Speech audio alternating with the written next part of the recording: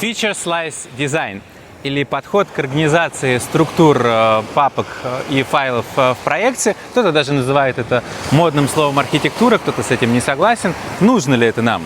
Давайте разбираться. Меня зовут Михаил Непомнящий, я веб-разработчик, мой сайт missionapp.com.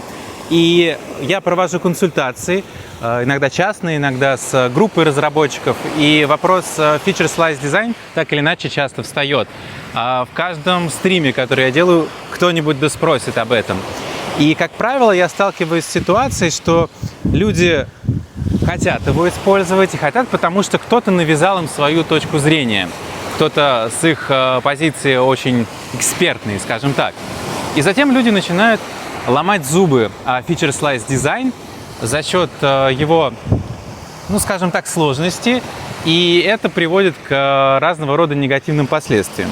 Несколько раз меня приглашали на проект, где не было опытных специалистов, в качестве консультанта, и я видел, как ребята пытаются использовать Feature Slice Design, не понимая его. В результате проект практически не двигался, что один, что другой, что третий. И причины были в том, что ребята постоянно спорили между собой, что является одной сущностью, что другой, как правильно использовать и нет. В итоге проект просто-напросто тонул в постоянном рефакторинге. Как вы понимаете, ценности для бизнеса было никакой. Проект все время откладывался. И релиз проекта, соответственно, я даже не знаю, состоялся он или нет, с ребятами в итоге так и не сошлись, но моя рекомендация им была все равно отказаться от Feature Slice Design, просто потому что экспертизы для его использования у них нету.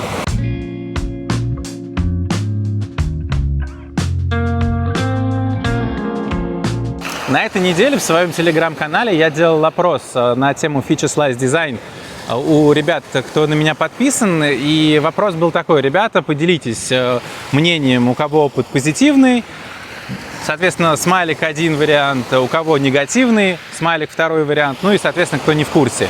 Большинство было, как ни странно, не в курсе, возможно, к лучшему. Из тех, кто проголосовал за или против было, на мой взгляд, гораздо больше голосов. Мы договорились с ребятами, что мы не будем вникать в детали, но сам факт, что негативного опыта у людей все-таки больше. И это тоже красный знак при выборе того или иного подхода.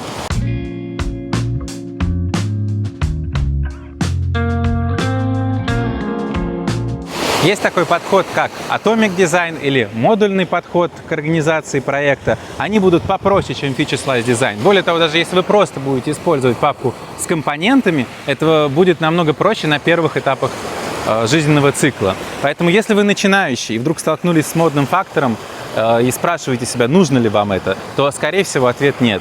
Если вы делаете MVP проекта и вам нужно сделать его быстро, скорее всего, ответ нет, не надо использовать Feature Slice Design. Если вы хотите внедрить его в существующий проект, убедитесь, что в вашем проекте хватает экспертизы на то, чтобы это стало возможным, чтобы, опять же, не потонуть в бесконечных спорах, обсуждениях, последующих рефакторах и так далее. Хорошо, если есть группа опытных ребят, которые понимают концепцию, которые уже внедряли ее ранее, которые смогут поддержать коллег на этапах код-ревью. Но если такой специалист один, а команда большая, то, скорее всего, этот один специалист не справится. Поэтому я предлагаю основательно подумать перед тем, как использовать новомодные сложные подходы. Это добавляет определенный уровень когнитивной нагрузки, и спросите себя, нужна ли она вам. Если вы хотите челлендж на своем пэт-проекте, почему бы и нет? Если это бизнес-проект, для которого ценность на начальных этапах использования любого подхода к организации структуры, ценность будет нулевая для проекта, возможно, в дальнейшем, когда проект разовьется, это будет более важно. В общем, спрашиваем себя, нужно ли, насколько это актуально и насколько посильно, и потом уже принимаем для себя решение. Меня зовут Михаил Непомнящий, я веб-разработчик, мой сайт missionapp.com, телеграм-канал missionapp, _channel, и до встречи в следующих видео. Всем пока!